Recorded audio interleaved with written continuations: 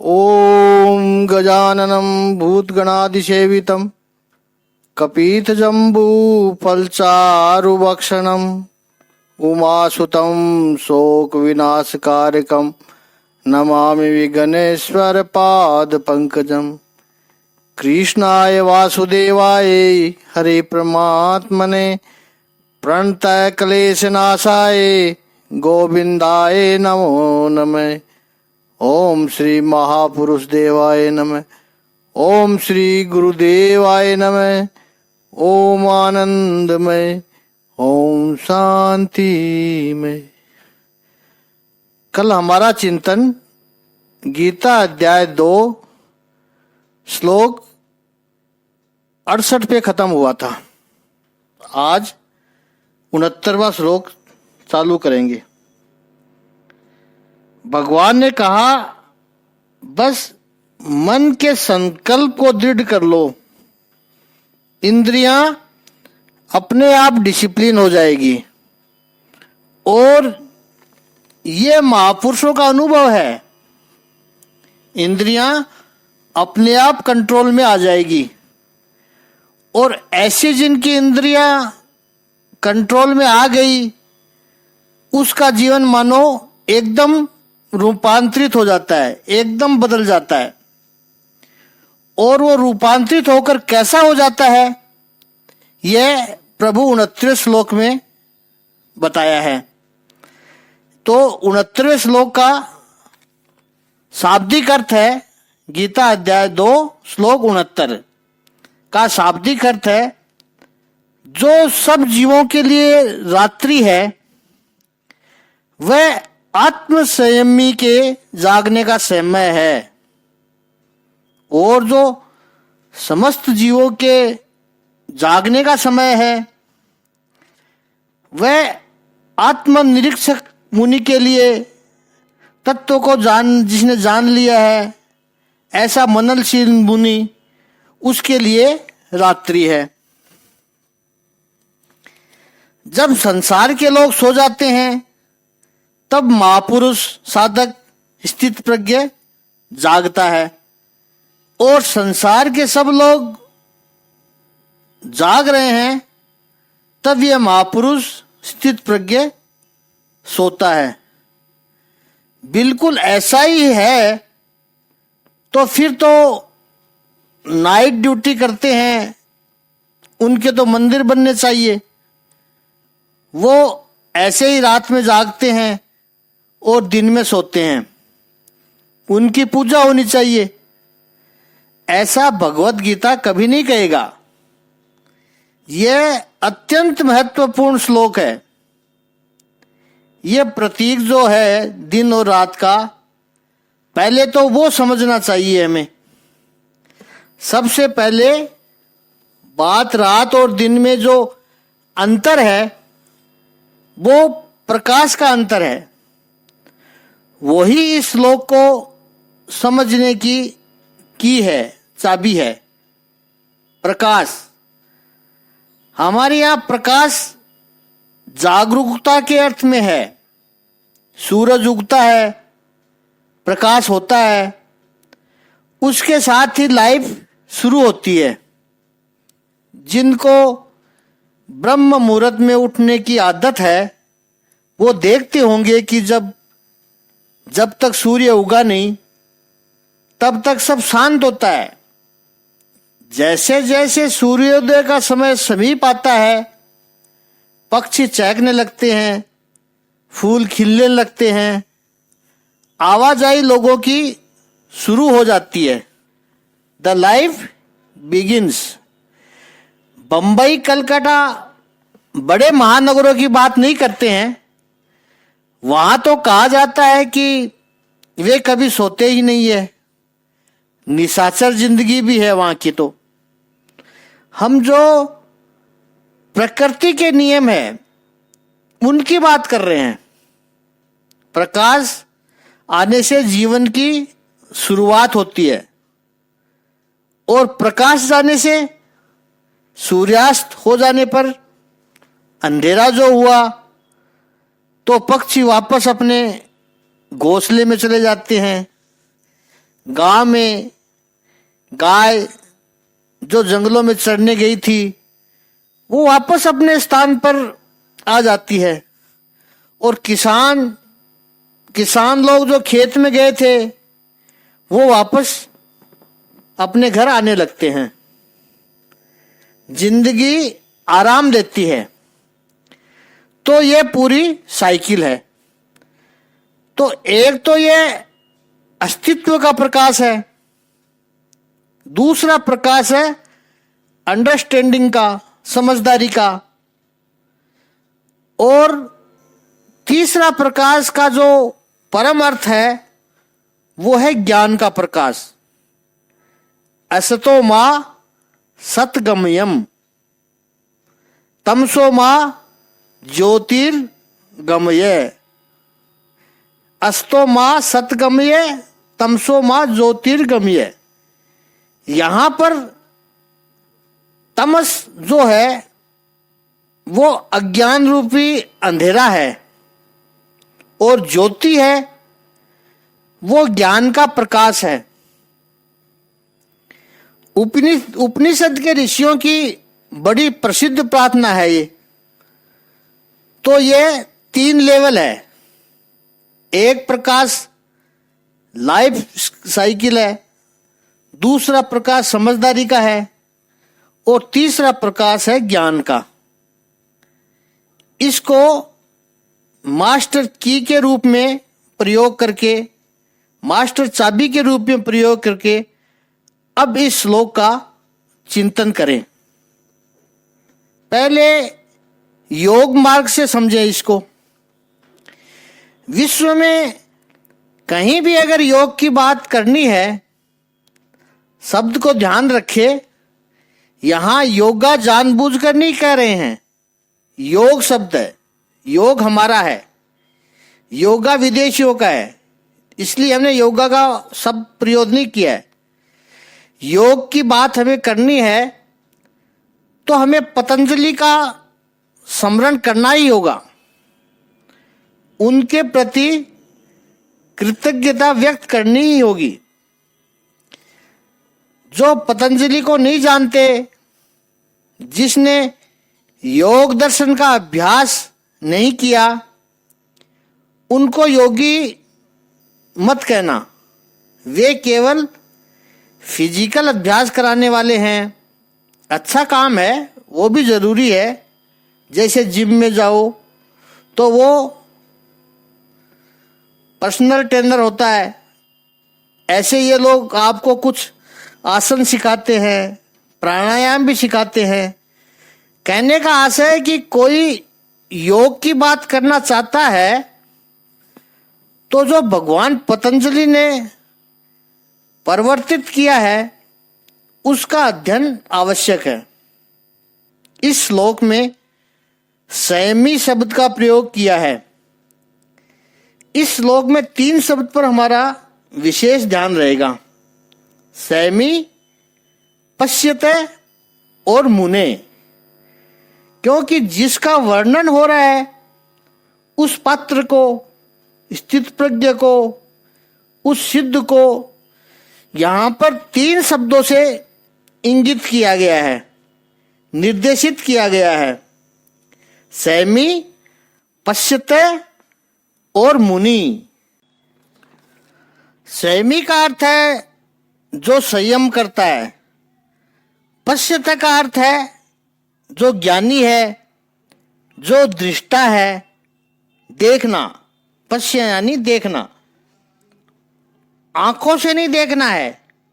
देखना मतलब अनुभव करना, निश्चय करना। विचार के स्तर पर मतभेद हो सकते हैं, लेकिन जब दर्शन हो गया तब कोई मतभेद नहीं है, तब पूरी स्पष्टता हो जाती है।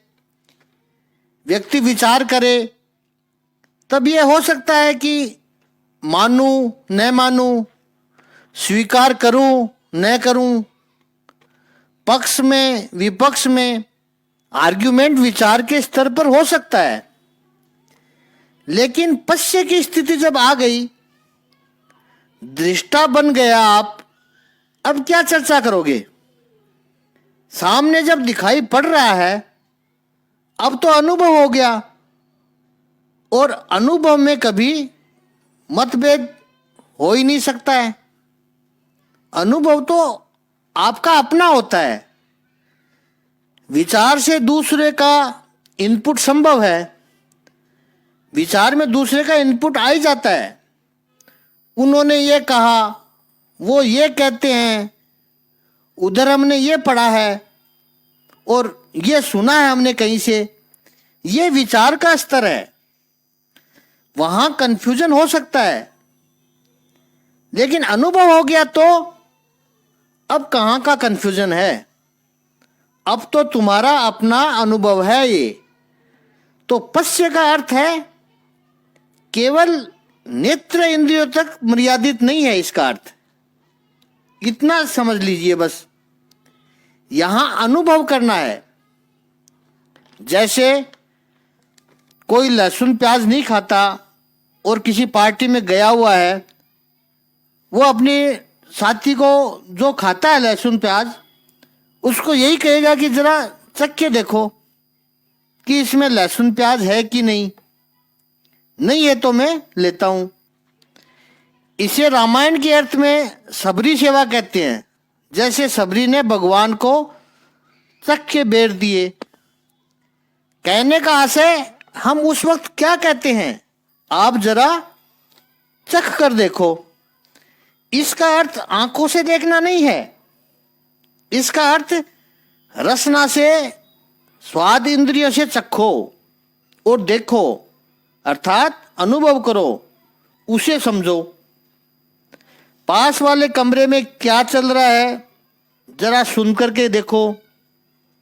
सुन करके देखो तो क्या शब्द देख पाओगे आप?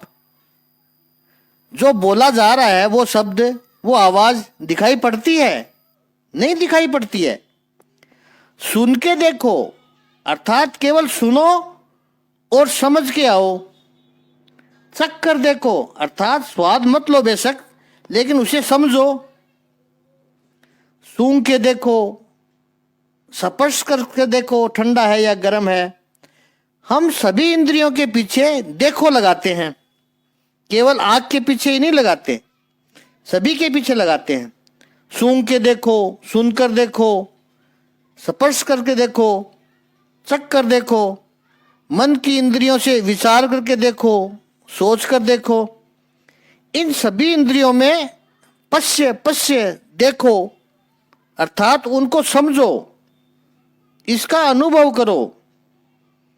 यहां प्रभु कह रहे हैं पश्यतः मुने। पश्यतः मुने अर्थात जो ज्ञानी है, जो समझदार है, और मुने वो मुनि मननशील है। ये तीन शब्द सैमी, पश्यतः और मुने, इनको अच्छी तरह समझना है। अब पहला है संयम किसे कहते हैं? पहला संयम आता है, तो संयम किसे कहते हैं?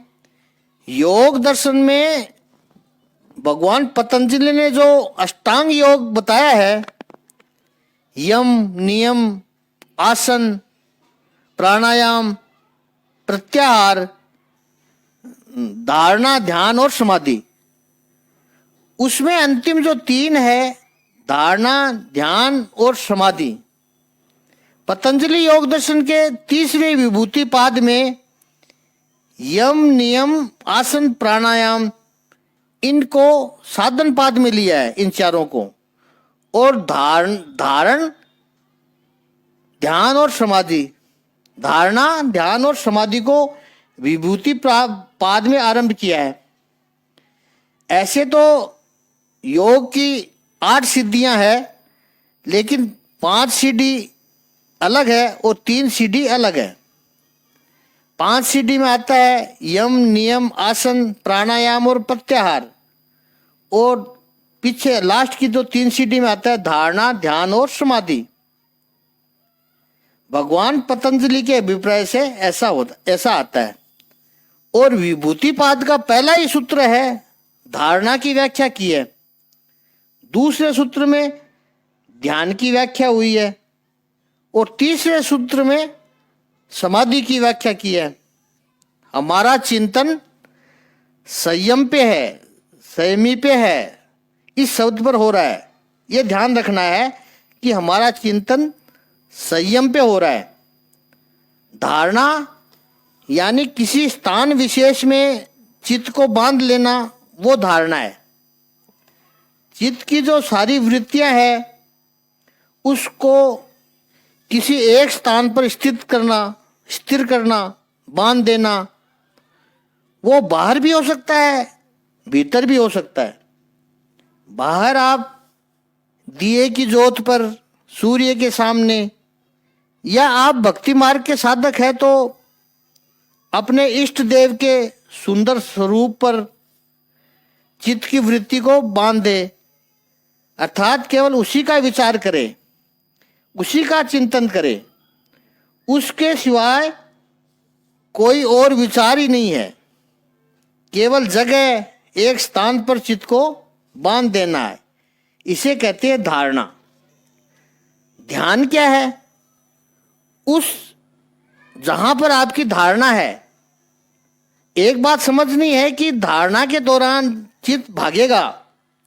आप प्रयास करते रहे हैं कि एक स्थान पर बना रहे, आपका चित्त बंधा रहे।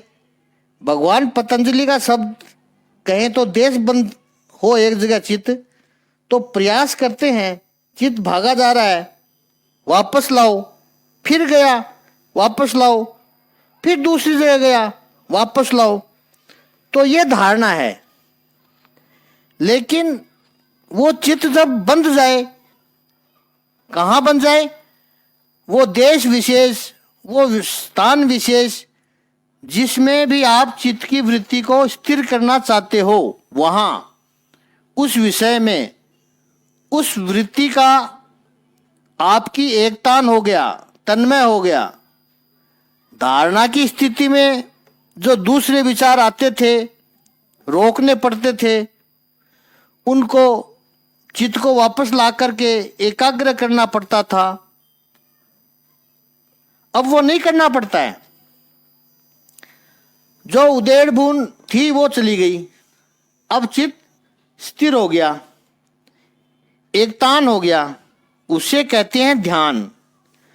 वो ध्यान ही समाधि बन जाता है जब केवल ध्येय रह जाता है, जिस पर आप एकाग्रता कर रहे हो, जिस पर ध्यान केंद्रित है, उसी में रह गए, बाकी सब शून्य हो गया। यहां तक कि ध्यान करने वाला भी न रहा। ध्यान में फिर भी दो थे, ध्येय और ध्यानी। अब यह भी न रहा, केवल ध्येय में एक रूपता हो गई, स्वरूप शून्यता आ गई, उसे कहते हैं समाधि। समाधि की अवस्था में समाधि करने वाला होता ही नहीं है। ध्यान की अवस्था में ध्यान करने वाला है, समाधि की अवस्था में समाधि करने वाला नहीं है। जैसे समझ लीजिए आप भगवान श्री कृष्ण के स्वरूप का आप ध्यान कर रहे हैं, तो वो स्वरूप भी है, ध्यान करने वाले आप भी हैं, और आपको पता है कि मेरे सामने मेरे प्रभु का स्वरूप है, कितना सुंदर है, कितना रमणीय है, प्रभु के नेत्र कितने सुंदर हैं। खो जाते हैं आप, एकतानता आ जाती है, ये ध्यान है। लेकिन ध्यान में निरंतर आपको पता है कि आप प्रभु का ध्यान कर रहे हो। वही ध्यान ऐसी उच्च अवस्था में जाए कि केवल श्री कृष्ण का स्वरूप रह जाए, आप स्वयं भी खो जाओ, मैं ध्यान कर रहा हूं, यह स्थिति भी न रहे, याद भी न रहे, केवल श्री कृष्ण की यह समाधि अवस्था है, श्री कृष्ण ही दिखाई दे। यह फर्क है तीनों में, धारणा, ध्यान और समाधि। अब चौथे सूत्र में कहते हैं कि ये तीन, कौन से तीन? धारणा, ध्यान और समाधि। ये जब तीनों एकत्र हो जाएं, एक विषय में हो जाए उसे कहते हैं संयम, और जिसको हमें समझना है संयम, उसी को हम समझ रहे हैं। यह बहुत उच्च अवस्था है। तीनों का एक विषय हो जाए वो संयम, और ऐसा जो करता है वो है संयमी। संयमी जागता है कब? जब पूरा विश्व सो रहा है तब संयमी जागता है। संसार के लोग कब जागते हैं? संसार के लोग संसार में जागते हैं, और जो राग द्वेष मूलक है वो है संसार।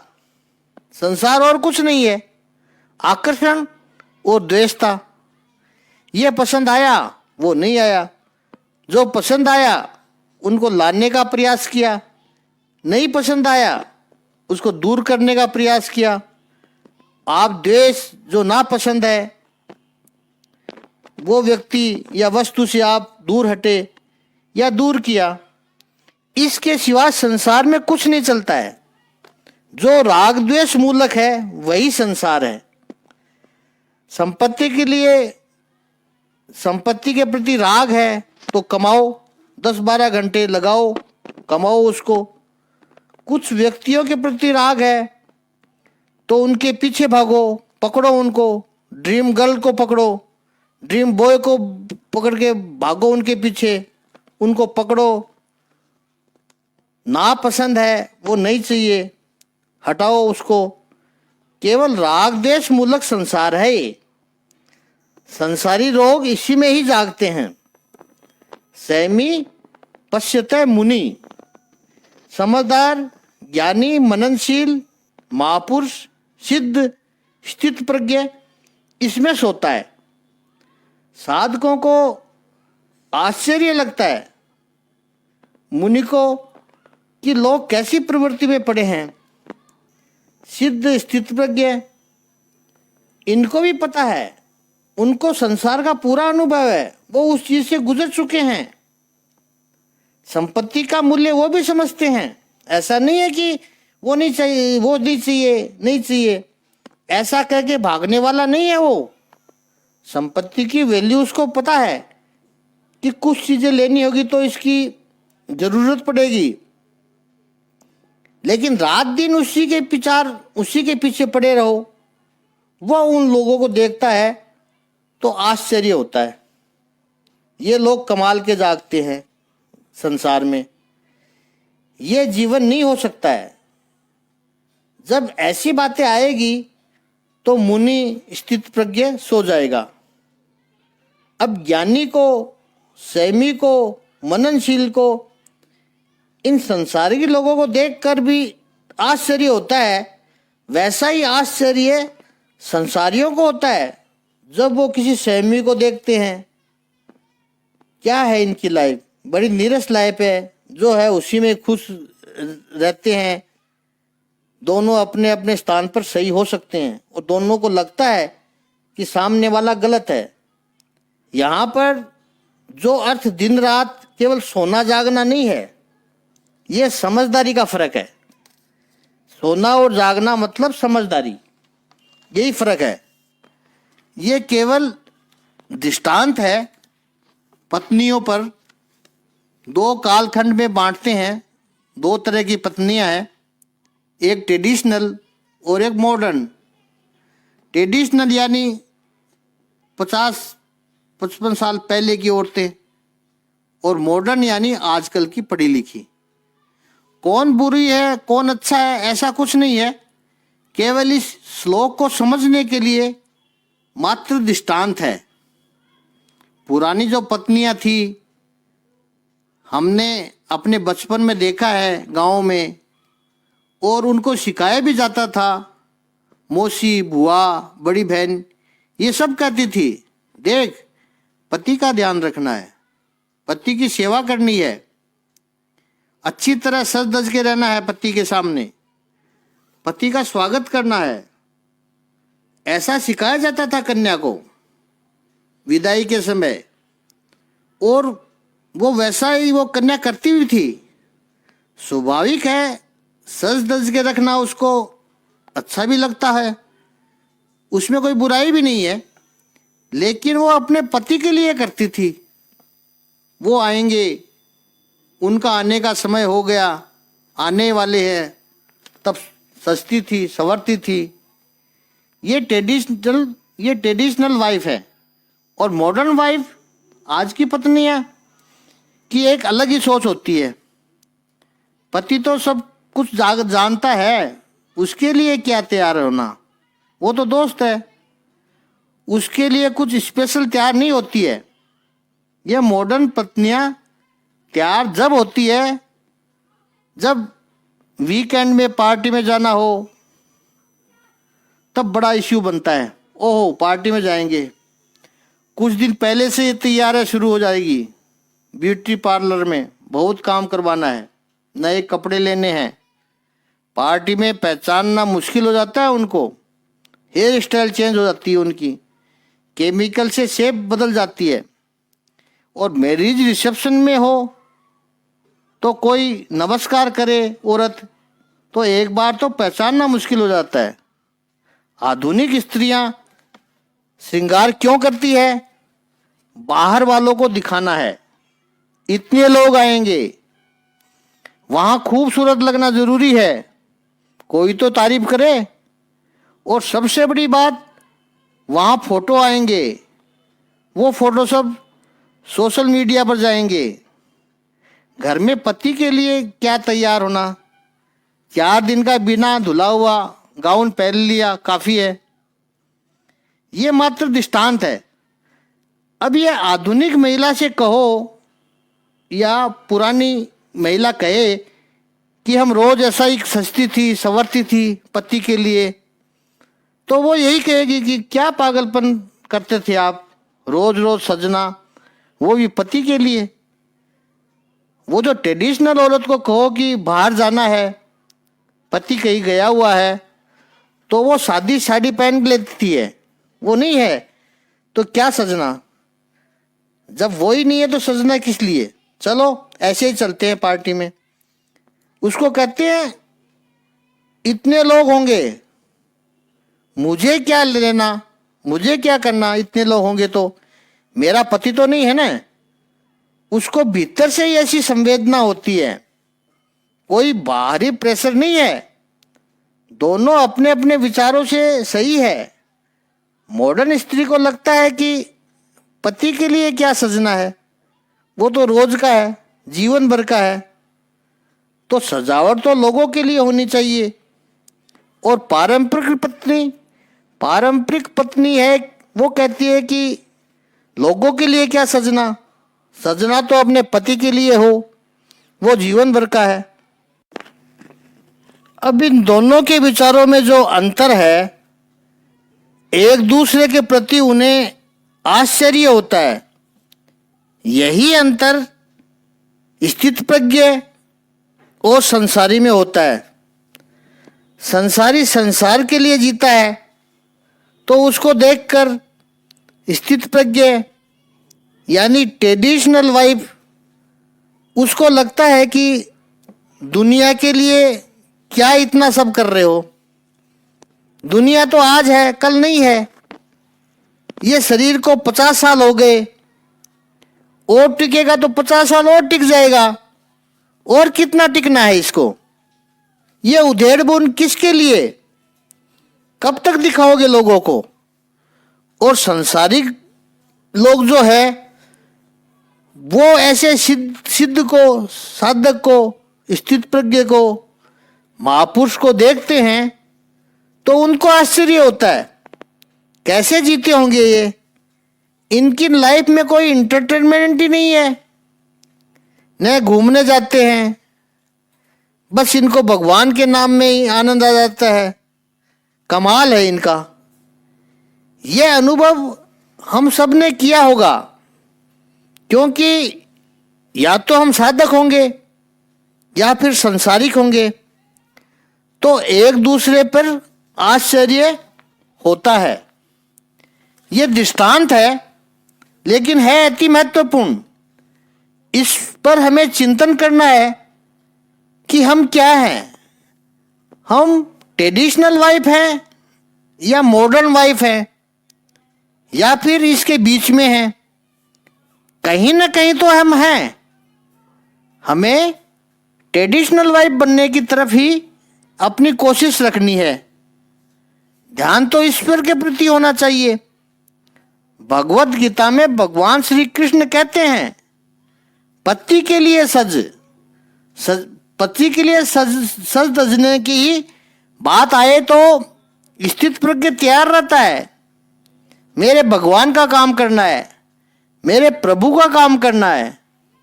भगवत गीता पर आज कुछ चिंतन करना है, कुछ नई बात समाज के सामने प्रस्तुत करनी है। भगवान श्री कृष्ण के विचारों को प्रस्तुत करना है। वो ज्ञान भी विलक्षण होता है, उसको ज्ञान फैलाने में आनंद आता है। जब भगवान श्री कृष्ण गहन स्थित प्रज्ञ की बात कर रहे हो तो साधारण रात दिन की बात तो हो ही नहीं सकती है। इस पर हम कल और चिंतन करेंगे। आज इतना ही।